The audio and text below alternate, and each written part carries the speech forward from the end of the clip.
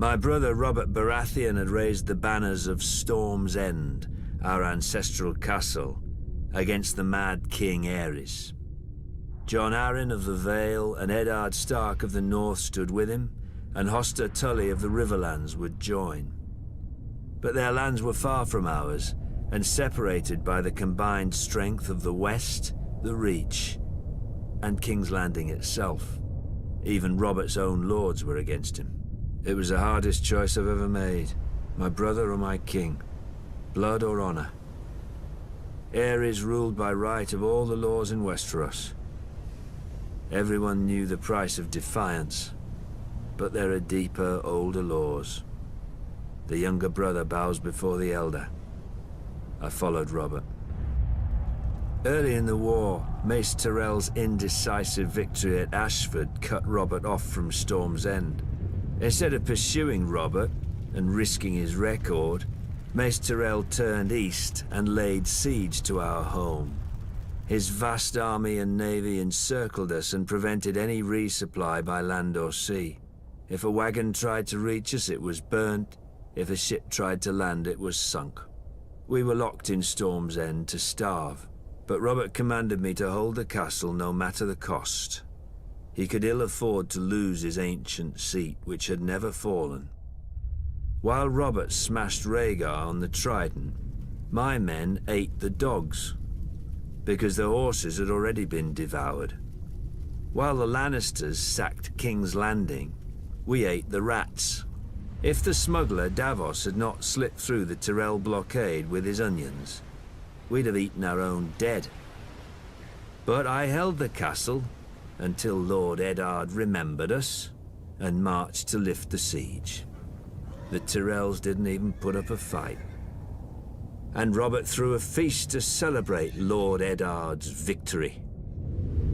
I was sent to the Royal Island stronghold of Dragonstone to deal with Viserys and Daenerys, the last surviving Targaryen children. Before I arrived, however, they escaped across the narrow sea. Robert was furious.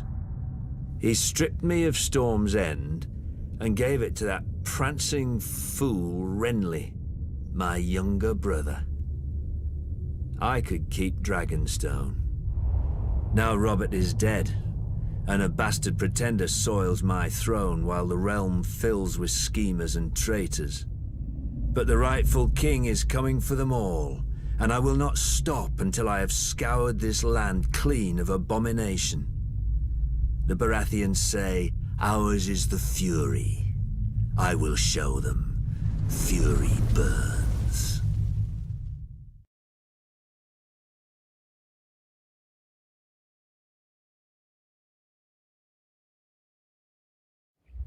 In King's Landing, if you leave the Red Keep and aren't careful, you may find yourself in Flea Bottom. In such a cesspool did House Seaworth have its glorious start. I got out as soon as I could, finding work on a smuggler's ship. Soon, every port on the narrow sea had a bounty on me, which they would collect if I didn't pay a percentage to the right people or pick the right tides. You know how to tell a good smuggler? When you talk to one, there's a head that talks back. I was very good. Davos of Flea Bottom had run with orphans and beggars, but Davos the smuggler was received by merchants and lords when nobody would catch them. Oddly, the only honest work came from pirates like the notorious, bloodthirsty Salador Sam. An old friend. All he ever wanted was someone to buy his cargo quickly before the tide left and sell it without telling where I got it. In time, I saved enough to buy a small plot of land and found a woman who was kind enough to overlook my trade. She gave me a son, Mathos. And we dreamt of the traders' circle around the Jade Sea. Just one trip and I could settle us and our family for life. Then some Storm Lord revolted against the Iron Throne. Wars are not as good for smugglers as you'd think. Every harbour fills with guards and inspectors, and the seas filled with blockades and pirates paid by each side to prey on the other. Though I had no love for the Mad King, I'd grown up around the power of King's Landing, I figured this Robert Baratheon would end the same as the other rebel lords, burnt to ash. But he didn't. The North, the Riverlands and the Vale joined him. And in the taverns, people drank to Robert's health openly. Brave fools, I thought. But I had a family who'd be left in the cold if I lost my head. When Mace Tyrell marched on Robert's home of Storm's End, I spied the end of the rebellion. The castle was garrisoned by Robert's younger brother Stannis and a small guard, and would not hold out for long. When it fell, Robert would be homeless, and his support would bleed away. This I knew from experience. Months later, Stannis was still holding the castle. Nobody cared. But on voyages, I had seen what famine does, and I thought of all those men in Storm's End who would die unmourned and forgotten. No better than flea-bottom orphans. I told my wife and myself that I'd get a high price for the onions and salt beef. In truth, I knew I'd be captured by the Tyrell galleys or drowned, but I was too stubborn. Later that night, in the dark, in a tiny boat with a black sail, I cursed myself and the moonlight as I waited for the tide to turn. When it did, the wind beat the sail so hard I ripped it down, fearing the Tyrell ships would hear. Luckily, they'd grown lax. With muffled oars alone, I steered my cargo through the treacherous currents and snarls of rock that gave Shipbreaker Bay its name. The waves finally carried me, soaked and near blind from sea water, through the mouth of the cavern beneath the castle. Then, Stannis Baratheon arrived. The siege had left him gaunt, but not weak, never weak. He greeted me and accepted my onions with cool courtesy, betraying no emotion, even as all wept. He doled out the food to his wife and each of his men before he ate himself, a portion no larger than any other. When he finally thanked me, I could see his mind had already returned to the castle's defense. His duty. After Aerys fell and Lord Stark lifted the siege, Stannis summoned me. For my salvation at Storm's End, I was to be granted a knighthood, a keep of my own, and my son taken into Stannis' personal service.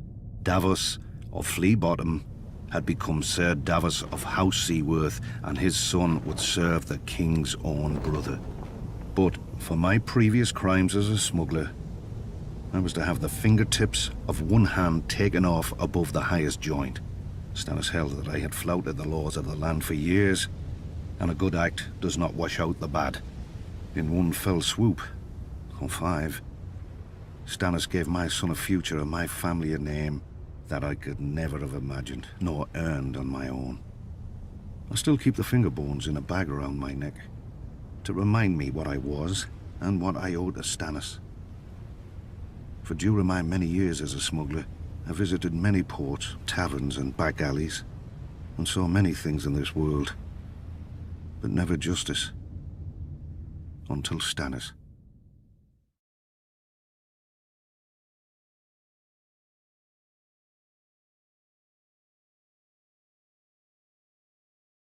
Some great houses call us upstarts.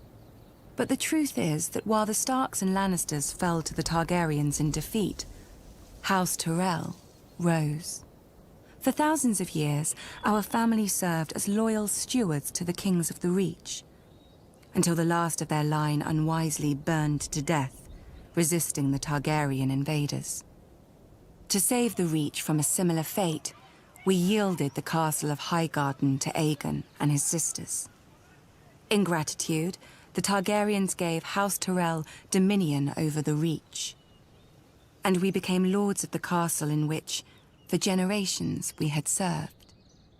Under the Targaryen dynasty, Westeros prospered. Gone were the petty wars of 7 kingdoms and the endless thirst for minor glories that drove them. The Westerlands enriched the realm. The North guarded it. And the Reach and Riverlands fed it. This harmony is what Robert Baratheon shattered with his rebellion against Aerys Targaryen. When the call to arms came, though, we did not want to answer. The Reach is a gentle land, and honestly, the Mad King was not much loved. but we owed peace and status to his family. My father, Mace Tyrell, called his banners and marched north to battle the rogue Stormlord Robert, who had already defeated 3 forces in a single day.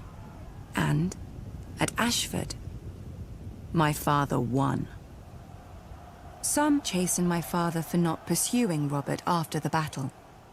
We had cut him off from the Stormlands, the seat of his power, and he had fled north, within easy grasp of Lord Tywin Lannister, the Hand of Aerys, for 20 years. My father moved instead to lay siege to Robert's ancestral stronghold of Storm's End. The rose would strangle the stag as the lion pounced. So we waited. But the lion slumbered, and Robert slipped past the king's forces to join Ned Stark. We could have lifted the siege and deployed our armies north to aid the crown. We could have stormed the walls of the castle and made Robert homeless. But we had ample supplies, control of land and sea, and most of all, patience. Our siege would succeed, eventually, at little cost of life to us. If Robert prolonged the war with minor victories, our capture of Storm's End would hasten his downfall. And if Robert won the war, well, it would not do for him to find us in his halls with the bodies of his brother Stannis and his sworn men. When the lion finally showed his colors and purged King's Landing, we knew our cause was lost. My father chose the peaceful route and bent the knee to Robert, who heartily pardoned us. Strange, considering how we'd beaten him and starved his brother to the brink of death. We were to keep our lands, castle, and title, but we knew that we would never be welcome at court. It didn't matter. The Reach was still the most fertile of the 7 kingdoms, and under our hand. Every flower, even the rose, needs pruning. Then it grows strong.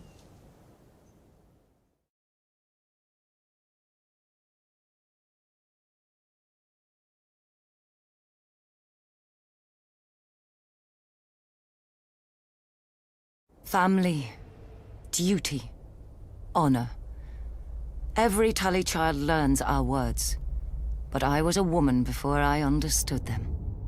Years before, my father had taken to foster the son of a wartime friend, a minor lord on the Fingers. The boy had arrived at our castle as Peter Baelish. Due to his home and size, my brother soon named him Littlefinger. When I came of age, Brandon Stark of Winterfell sought and won my hand. To my father, Brandon was heir to the north and a suitable match for a daughter of House Tully. To me, Brandon was wild and terrifying, never far from laughter or trouble. I loved him with all the fire of a first passion, much I came to realize as Peter loved me. When Peter heard of my engagement, he challenged Brandon to a duel. Peter survived only because I begged Brandon not to kill him. I still thought of Peter as family. Now, I wish I had let him die. Only days before my wedding, when I thought to be happy forever, Prince Rhaegar Targaryen abducted Brandon's sister, Lyanna. Hot-blooded as always, Brandon immediately rode for King's Landing to demand justice, which the Mad King Aerys Targaryen gave him, in his own twisted fashion. The day the Raven arrived with the news of my Brandon's death, I locked myself in a room and refused to eat for days, until my father reminded me of my duty. I was to marry Eddard, Brandon's younger brother, a man whom I had never met, though of whom none spoke ill, or spoke anything at all. Our union would cement an alliance of the North, Vale, Stormlands, and Riverlands in rebellion against the Mad King. I was a Tully. I did my duty. We were married quickly, and were spared only one night before he had to return to the field. I spent the war by the windows waiting for a raven to hear if my son would grow up fatherless or at all. We knew the price of defeat. I scoured the kitchens and washing rooms for any and all gossip. Robert had won and crushed the Mad King. Robert had lost, but Jaime Lannister was now king. Robert had almost won, but the Mad King had become a dragon and burned King's Landing to ash. At night, I told myself the war would end soon and bring peace. Either a victory or the grave. I was wrong. Robert won, and my husband avenged his brother and my love. But when he came home to me, he could not meet my eyes. I saw the reason by his side. Many men have bastards, I know. And under the strain of war, any man, no matter how honorable, may forsake his vows for a night of warmth that he may never know again. But Ned Stark was not built like other men. His northern honor would not let him sequester his shame in some distant holdfast. He brought this boy, this Jon Snow, home to raise with his true-born children. My children. Yet even these bitter memories are sweet now. They are all I have left of my Ned. Our family is broken and scattered, and our son must wage a war for the pieces. We need to go home. The Starks are of the north, and, like the snows of winter when they come south, they melt away.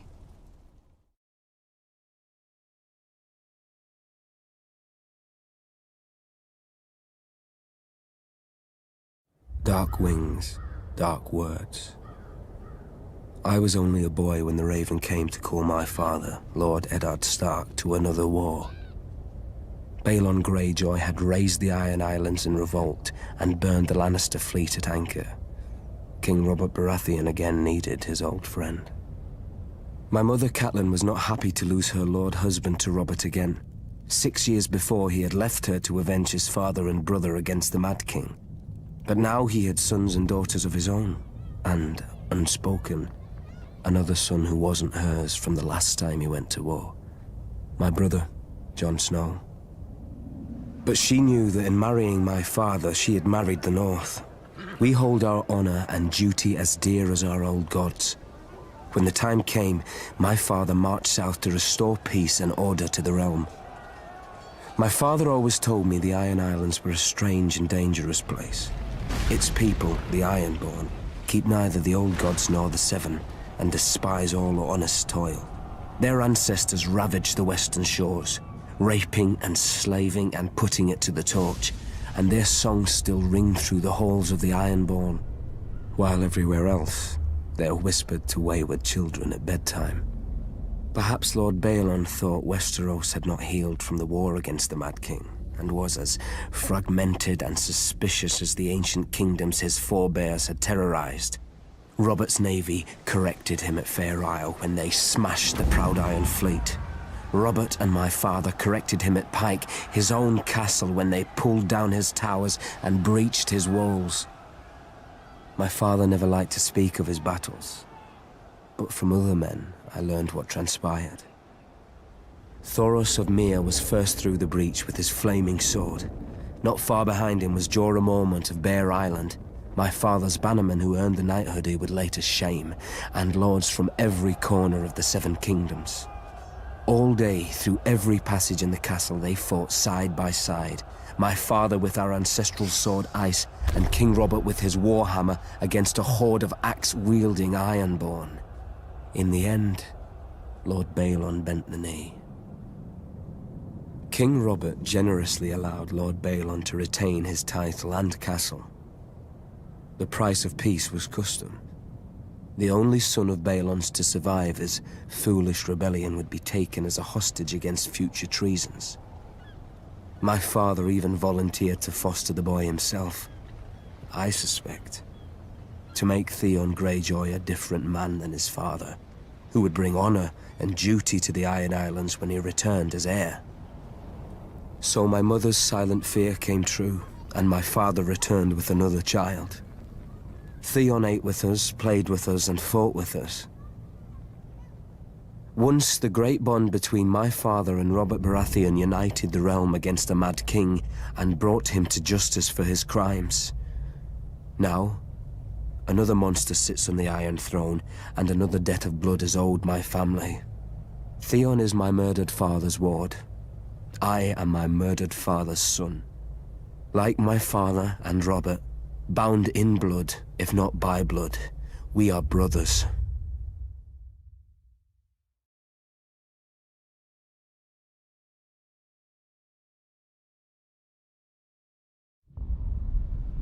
When Aegon and his dragons burned Harren the Black and all his sons at Harrenhal, the days when men feared the sight of our longships were over. Aegon would not permit marauders and raiders in his 7 kingdoms. With Harren died our empire, and the old way that forged it. But what is dead may never die. 6 years after Robert Baratheon won his crown, my father, Balon Greyjoy, sought to restore our ancient rights. He declared the Iron Islands independent, and himself its king, and sent the Iron Fleet in a daring raid on Lannisport where they burned the Lannister ships at anchor, making us unchallenged in the Sunset Sea. This was the seed of our undoing. My eldest brother Roderick led a frontal assault on Seaguard, a town built to protect the mainland from us. After ferocious fighting beneath the city walls, he was slain by Lord Jason Mallister and his men defeated. By this time, Stannis Baratheon had brought Robert's fleet around Westeros, and somehow managed to trap the Iron Fleet at Fair Isle, smashing it. Robert's victory was now all but assured, yet we made him bleed for each island. Stannis Baratheon captured Great Wick, the largest of the Iron Islands, and Ser Barristan Selmy himself subdued Old Wick. Robert and Lord Eddard Stark led the main assault against the island of Pike. They razed the town of Lordsport to the ground before Robert turned his full fury on our family's stronghold. When they breached the walls, the first through was Thoros of Myr with his ridiculous flaming sword, followed by every minor lord of Westeros hungry for glory. My other brother Maron was killed when the siege engines brought down a tower on his head. I was now my father's only living son, and heir to the Iron Islands. When my father saw his cause was lost, he wisely conceded defeat to Robert, who otherwise would have pulled down our castle stone by stone with us in it. As my father said to me then, no man has ever died from bending his knee. He who kneels may rise again, blade in hand. He who will not kneel stays dead, stiff legs and all. As it stands, Robert allowed my father to keep his lands and title as Lord of the Iron Islands, King of Salt and Rock, Son of the Sea Wind, Lord Reaper of Pike, for a price. His last son and heir shipped off to Winterfell as an honoured guest. I would eat at the Stark's table and play with the Stark children. And if my father rebelled again, Lord Eddard Stark would take his sword and cut off my head. It would be his duty.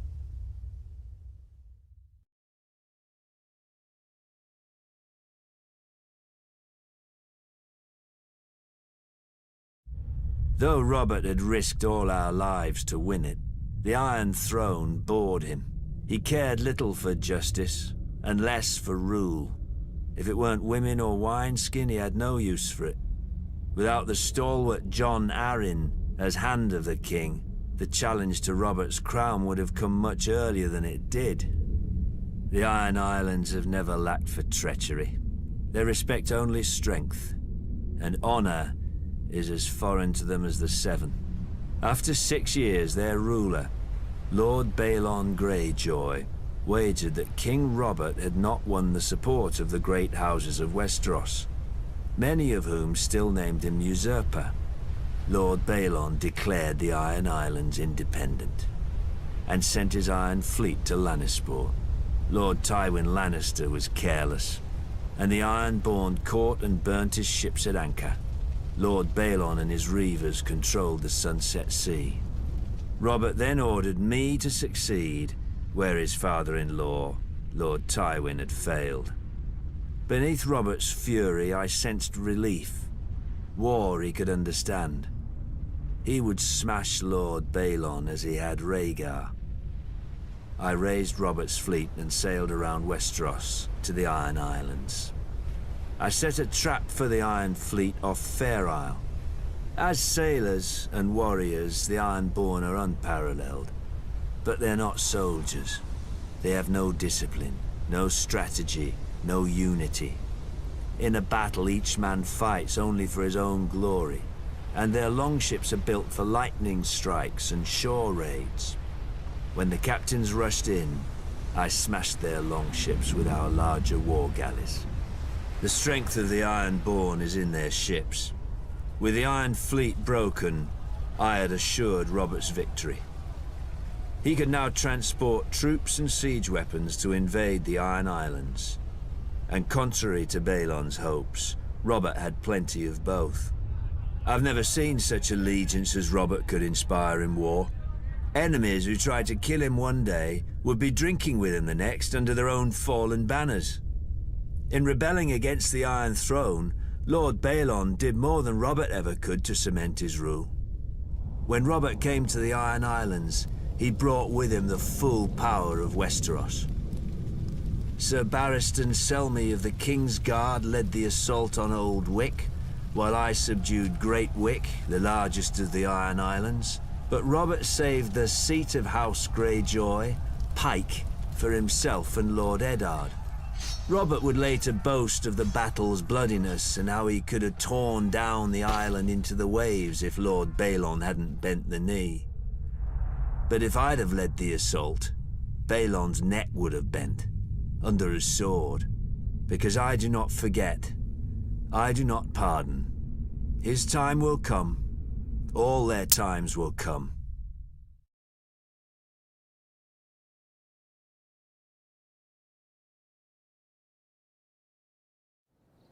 House Tyrell trace our descent to Garth Greenhand, the legendary first king of the Reach who made the land bloom. But so too does every noble house around us. It seems dear ancestor Garth planted as many flowers as he plucked. A king should have more consideration for his line, don't you think? For over 1,000 years, the Greenhand sons and grandsons ruled the Reach as House Gardener. The offshoots of his daughters grew into vast and powerful houses in their own right, except for House Tyrell. We chose instead to serve our Gardener cousins faithfully as stewards, to manage their stronghold of Highgarden and the daily affairs of the Reach. Our words are growing strong. And under our stewardship, the Reach did just that. As did we. Until a blundering king almost cost us everything. Aegon Targaryen had landed in Westeros. King Mern allied us with the Rock to repel the upstart's army. One can only marvel that King Mern did not reconsider when he saw the living dragons against him. Perhaps he should have sought counsel from his trusted stewards before he set out. Then again, perhaps he did. At the Field of Fire, Aegon, and let us not forget, his sisters, burnt the combined armies of the Reach and Rock. King Mern paid for his misjudgment with his life and that of his ancient family. In a day, the Reach had lost its king, its ruling house, and most of its army. Thankfully for everyone, my ancestor, Harlan Tyrell, had better sense. Until the Maesters sorted out the entail among Mern's cousins, Harlan the Steward was acting Lord of Highgarden. To ensure peace and life in the Reach, he would yield the castle to Aegon. The other castles and families would then follow, as they had since the Dawn Age. Aegon had a continent to conquer, and the fertile Reach was too valuable to raze. He accepted Harlan's proposal and welcomed our lands into his kingdom. To show his gratitude, Aegon entitled Harlan to Highgarden, the castle his family had served for 1,000 years, and made House Tyrell his wardens of the south, choosing us over older, greater families in the Reach. Our house thus owed everything to the Targaryens. So is it any wonder we stayed true to King Aerys, even during his madness, and even after Robert Baratheon rebelled? Some may question my father for laying siege to the Baratheons' home, instead of marching to aid Prince Rhaegar before Robert could kill him and scatter the royal army. But let us not forget that we had already dealt Robert his only defeat of the war at Ashford. If Lord Tywin Lannister had not vanquished the Mad King so suddenly, our siege would have destroyed Robert's home and his brothers and won the war for Aerys.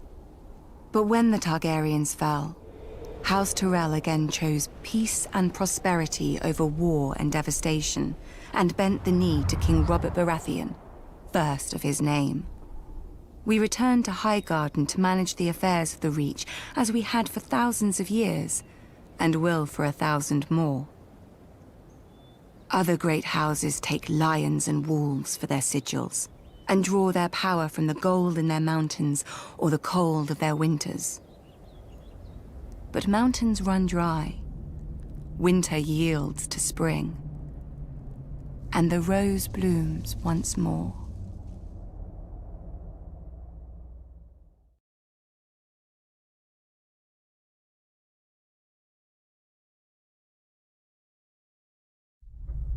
Where the North has its honor and the South its chivalry, the Iron Islands has its strength.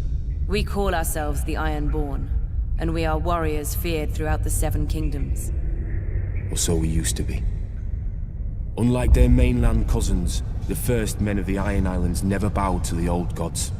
Theirs was the drowned god, who made the Ironborn to reave and sack and write their names in salt, steel, and song, that his enemy, the Storm God, could not wash away. We raised our kings from our own ranks, and used beaten foes as thralls to work our mines and farm our land. Or as salt wives, if a woman was pretty enough.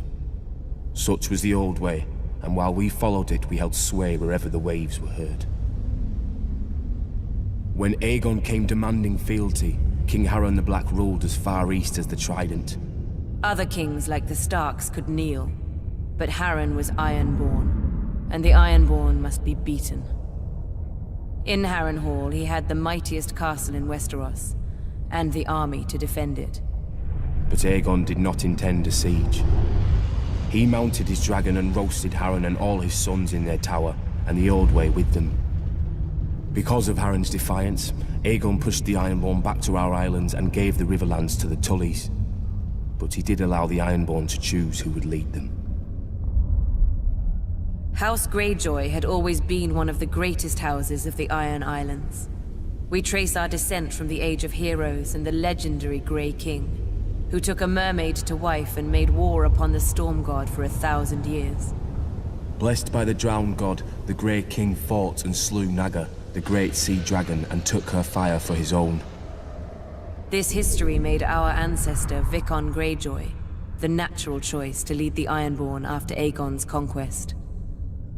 For 300 years, House Greyjoy ruled the Ironborn. We styled ourselves Lord of the Iron Islands, King of Salt and Rock, Son of the Sea Wind, Lord Reaper of Pike. In truth, we were thralls. Our people still chanted, "What is dead may never die." But the Old Way had died.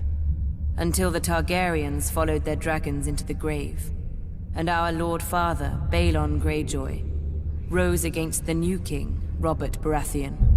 He seized our ancient crown and sent our Iron Fleet against the Lannisters at Lannisport, burning all their ships before any could weigh anchor. Though Robert and Eddard Stark would later defeat him, they understood us no better than Aegon. The Greyjoy sigil is the Kraken. What it grasped once, it will never surrender. What is dead may never die, but rises again, harder and stronger.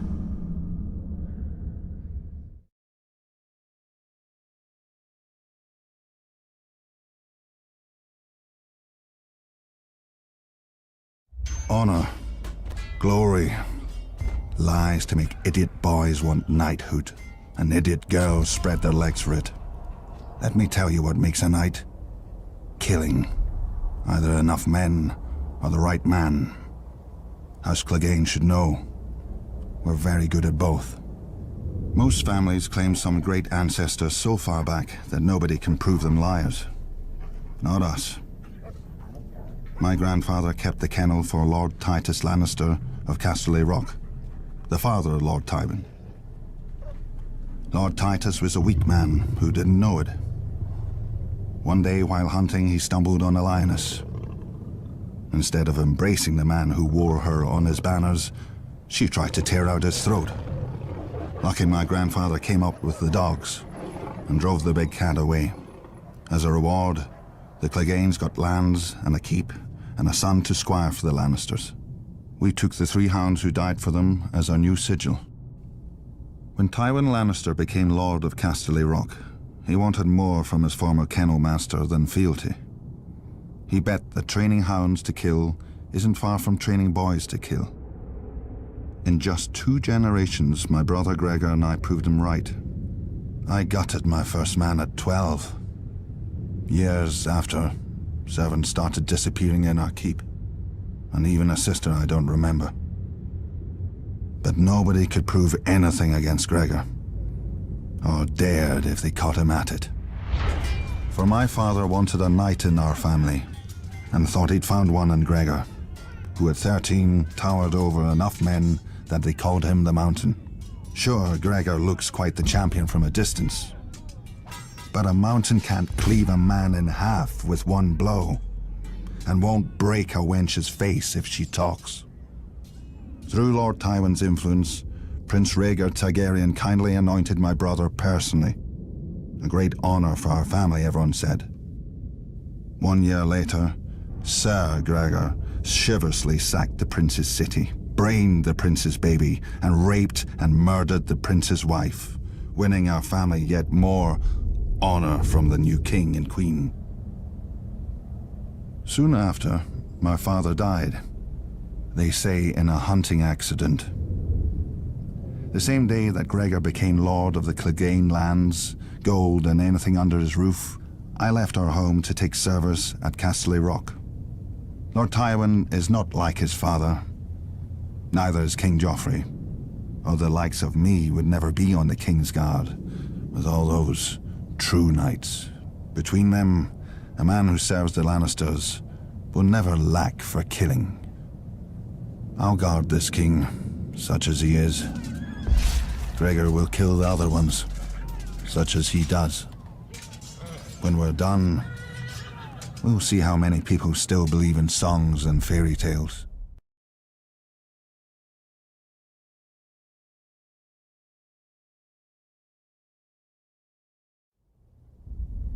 A long time ago, they say, some old southern king enslaved our giants by magic and forced them to build your famous wall. Then he kicked all of my kind to the other side and raised an army to keep us there. And we're the uncivilized ones. Wildlings. Might be Sir King was wise.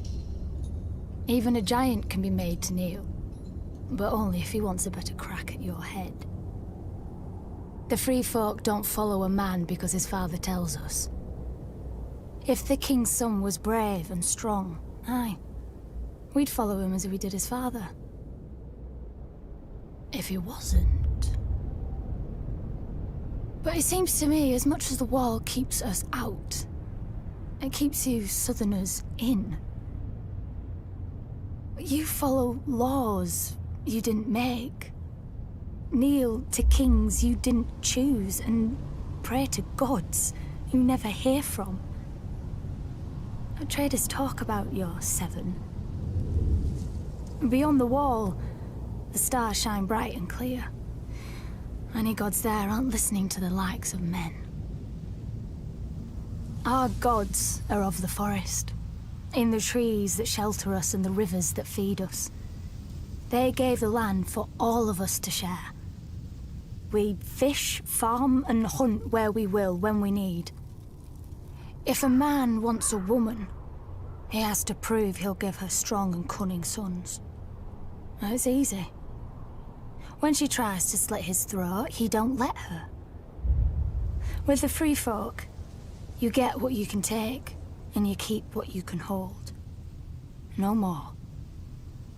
I wonder, Even if my kind didn't hop over your wall, would he still set your Night's Watch to guard it?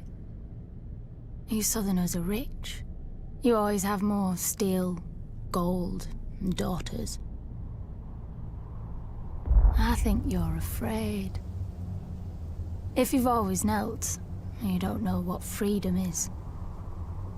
And if you've not been beyond the wall, you don't know what fear is. You will.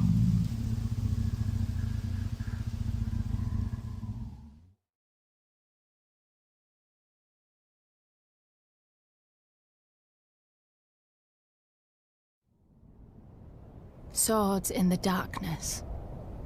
Aye. The Black Brothers of the Night's Watch are that, at least. As too many of the free folk know. You Southerners are strange. A man murders, and you train him to kill better. A man thieves or rapes, and you send him where it's dark and private. Well, at least you make him promise to be good. Well, then you make him regret even that. From the time he's woken to the time he's allowed to sleep, he walks the frozen wall, carries frozen stones or boils frozen food. When he lies down at night, he can't have nobody to warm his frozen bed. Well, not unless the crows like to nest together. Do you think he remembers the stories they told him then? About when the White Walkers woke in the land of always winter, and how the wall and the Night's Watch were raised to stop them the next time. Never mind trapping us on the other side. We free folk have our stories too. About how one of your king crows found something cold in the woods, with bright blue eyes.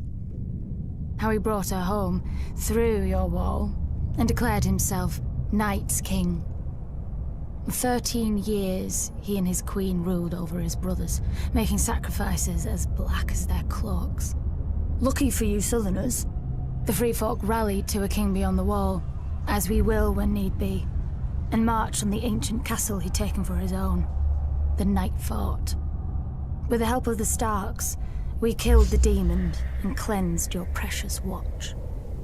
And then they thanked us, and kicked us back across the wall. As you always have.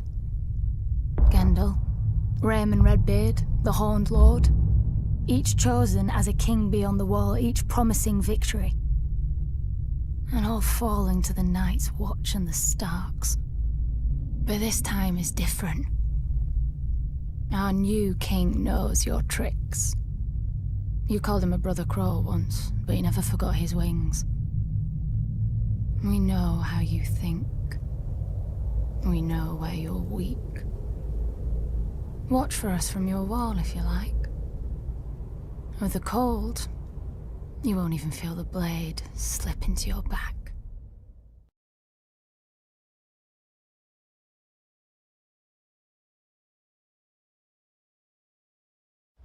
Nobody knows why the Targaryens first came to the island of Dragonstone.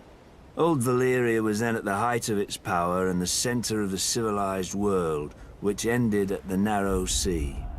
Westeros was a filthy backwater with 7 kings squabbling over borders and minor glories. So much for progress. The island itself was and is nothing. It had no gold or gems to lure Valyrian nobility. All it has is rock. Mostly a shiny black stone, too brittle for war and too sharp for building. The Targaryens called it dragon glass. I call it useless. But the Targaryens managed to raise a castle here. Simpletons claim they used ancient Valyrian sorcery, forgetting that the Targaryens brought a small army with them from Essos.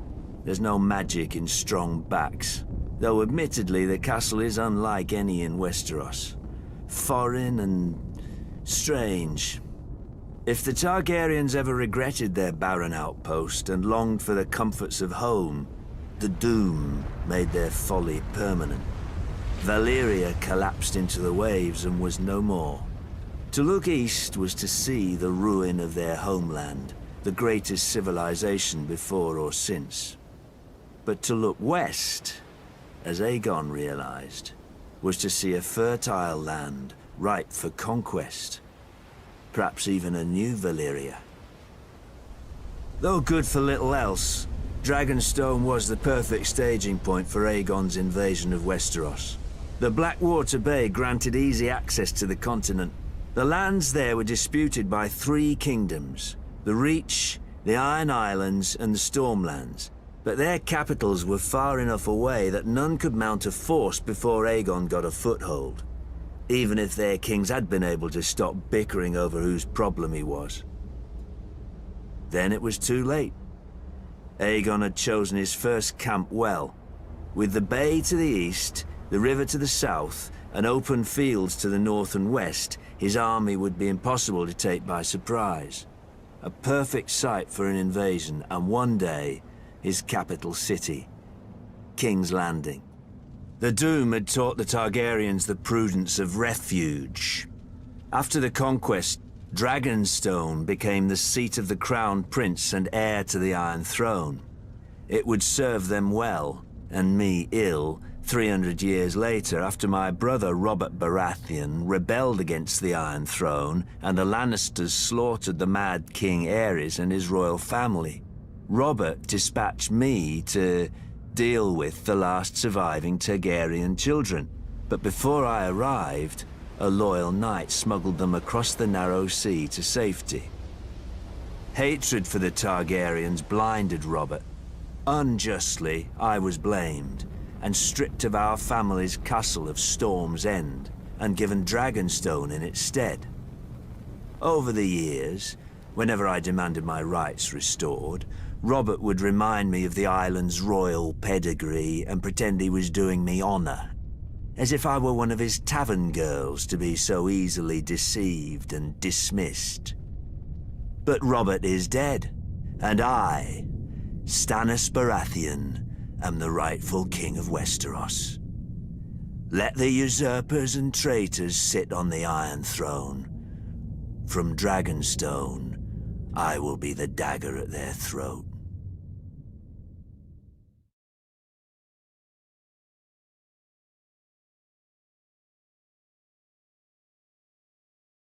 On the shores of the God's Eye, due north of the Isle of Faces, rises a monument to arrogance and cruelty. Harrenhal. For a people who prided themselves on their ships, the Iron Men of old seized any chance to leave them, and carved out a vast kingdom from the peaceful river lords. The empire reached its zenith under King Harrenhal, called the Black by those he terrorized, and by his own men, though they meant it proudly. King Harren enslaved the Riverlands to raise the mightiest fortress Westeros had ever seen. A castle that could garrison 1 million men, with walls so vast that winters would come and go, and besieging armies grow old and grey before the castle fell. 5 towers he ordered, reaching into the heavens like grasping fingers. A monstrosity which he forced our people to build for their own subjugation. But the very day the slaves laid the last stone, Aegon Targaryen and his sisters arrived in the south. When they arrived with their small army, Harren laughed and shut the gates. Harrenhal would have its first test, and an easy one at that. It failed. Harrenhal could have withstood an assault from all the armies in Westeros combined. But Harren learned that the tallest and thickest walls meant little to dragons, for dragons fly. With Harren and his sons dead, Harrenhal quickly surrendered to Aegon. House Tully then raised the River Lords in rebellion against the Iron Islands, and with Aegon we flushed the Iron Men to the sea. We should have torn down the castle stone by stone then, but Harrenhal seemed such a magnificent prize that Aegon gave it to one of his commanders, whose line then withered to extinction, as would every family to hold it thereafter. When many speak of Harrenhal, their voices drop to whispers about Mad Lady Lothson, who was said to send a giant bat to collect children for her crockpots, and to bathe in blood and serve feasts of human flesh. About the ghosts of Black Heron and his sons who still walk the castle at night, all aflame. Of the servants who went to bed in full health and were found in the morning, burnt to ash. Mere stories to frighten wayward children and excite young girls, you may say. You would not be entirely wrong. Harrenhal is a prize. A nigh impregnable castle with enough land and enough income to make a man, at a stroke, one of the greatest lords in Westeros. But you would not be entirely right either. Say by a king's grace, Harrenhal became yours. Now you must garrison it. You must repair it and maintain it. Even stretched to the ends of your means, you cannot fill and manage the whole castle. So you retreat your household to 4 of the 5 towers, then 3, then 2, then only the bottom thirds of those. You close the whole of 100 hearths and take your meals in your rooms. Even then you can't shake the feeling of desolation, that Harrenhal and its vastness is devouring you. In later years, as you bury a grandson or a great-grandson, the last of your line, you will know it has.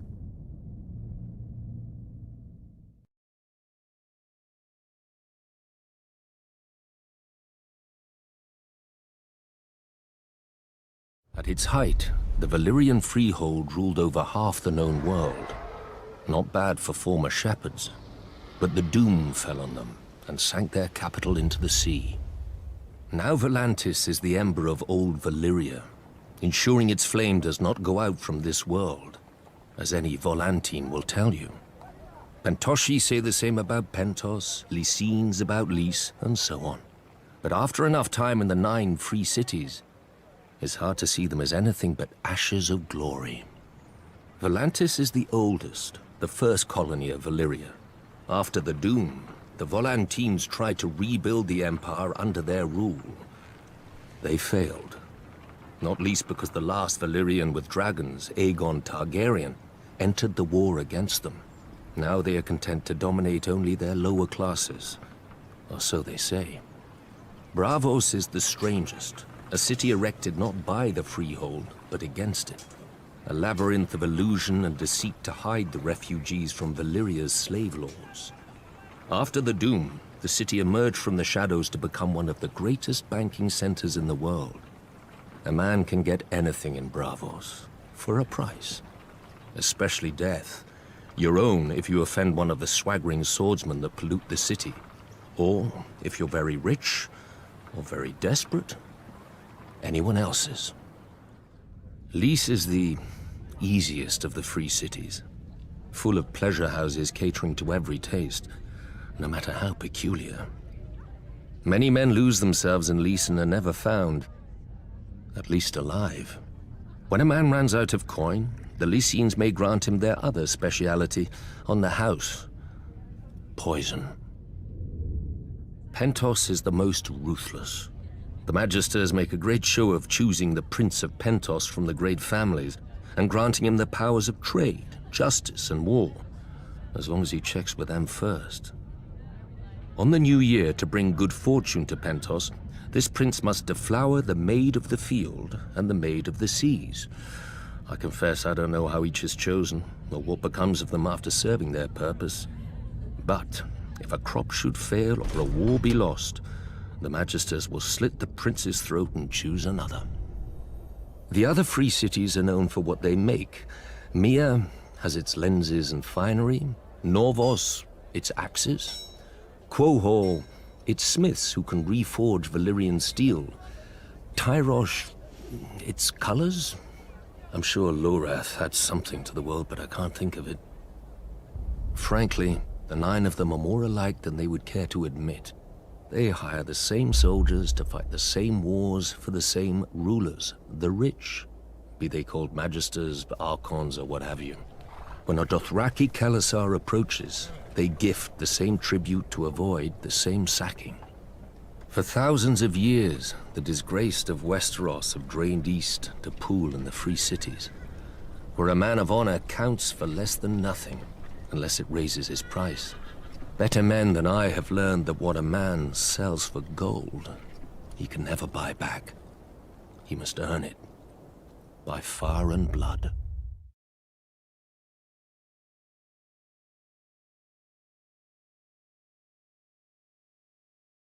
Carth has always and only belonged to the Carthine.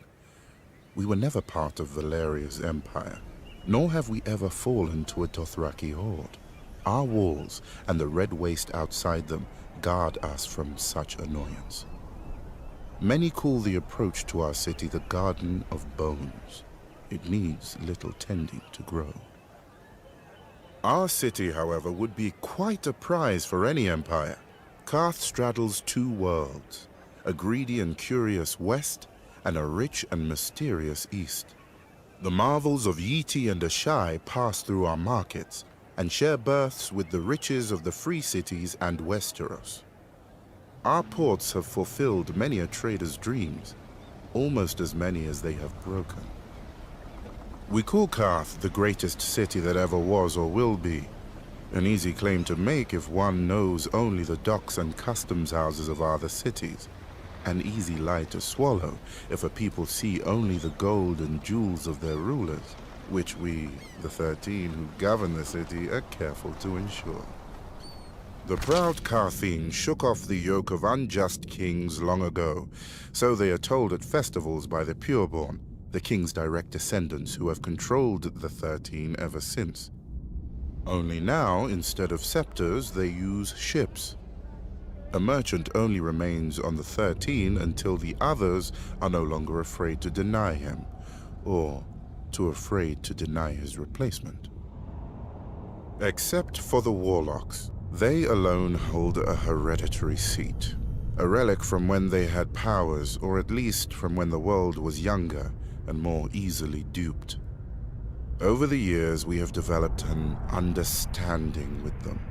They shall always be welcome on our councils and at affairs of state, provided they never come. Rare is the civic problem that can be solved by cryptic nonsense and shade of the evening. Thankfully, they need little encouragement to confine themselves to their House of the Undying. Yet perhaps we Carthine are too confined ourselves.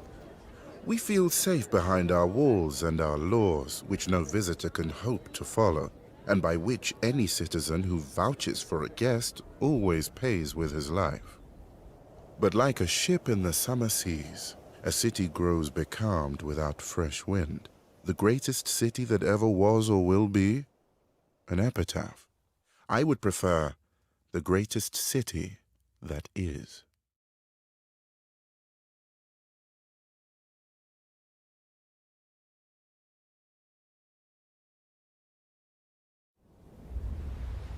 The Seven are gods of weakness and defeat, pretty chains that the first men kindly put on after the Andals crushed them, except in the Iron Islands.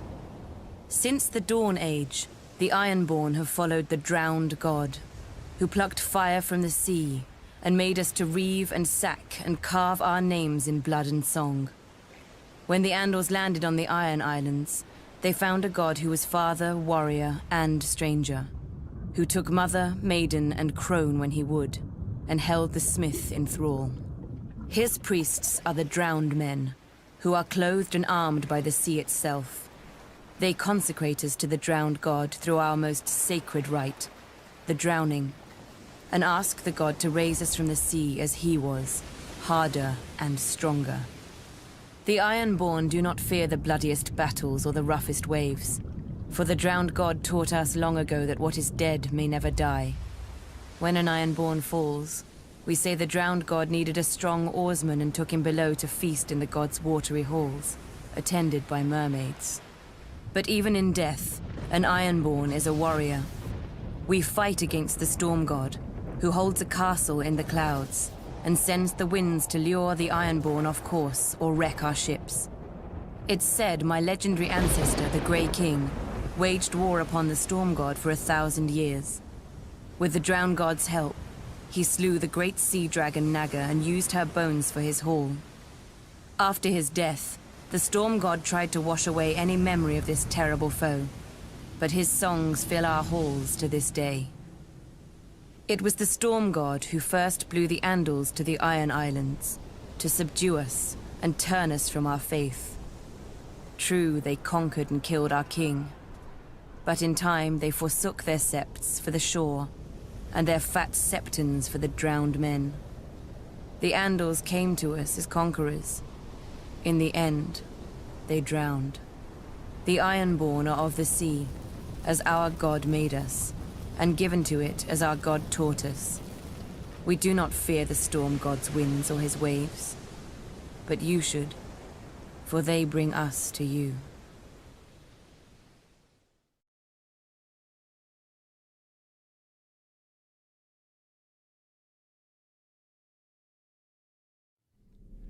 Dragons conquered the Seven Kingdoms, but to rule them, the Targaryens needed a less temperamental tool. When the great King Maegor saw the power of the Alchemist Guild, he blessed us with his patronage. In those days, we commonly transmuted metals and other wonders, but the king was most interested in our mastery of the substance, which those not of our order dub wildfire. A slight misnomer. To the uninitiated, the substance indeed seems uncontrollable. Water will not extinguish it, nor plate of steel repel it. Our order alone knows its secrets. In bare stone cells beneath the guild hall, our acolytes prepare the substance with utmost care and ancient magic. Apprentices then remove the jars to a secure storage. Overseeing its purity are the wisdoms, such as myself, who are adept in the alchemical mysteries. Should an acolyte prove unworthy and allow the substance to ignite, the ceilings are spelled to collapse and fill the room with sand. For once lit, only smothering or starvation will quench the fire. Many years did the Alchemist Guild serve the Targaryens faithfully, until we were beset on all sides by the envious, the Order of Maesters, who dismissed all learning but their own, and the charlatans who hucked green paint and worse in our names. After the unfortunate Prince Aerion Targaryen, drunk with wine, boasted that a draught of the substance would transmute him into a dragon, we lost our royal favor. Then came the wise King Aerys, second of his name. I was merely an acolyte when he restored our guild to its former glory. As had his great forefathers, he appreciated our secret arts, even naming Wisdom Rossart as Hand of the King. Together, they punished his enemies as befits a true Targaryen. During the War of the Usurper, I heard whispers that King Aerys had engaged our greatest wisdoms for an ultimate weapon against his foe. But sadly, King's Landing must have fallen before it could be used, and many of our wisdoms disappeared in the sack of the city, victims of ignorance and envy, as ever, I'd wager. Yet our order perseveres. Like the substance, which grows ever more potent as it ages, we perfect our ancient arts in darkness, forgotten by the world. We are masters of the fire, but we live only to serve. All we need is the right spark.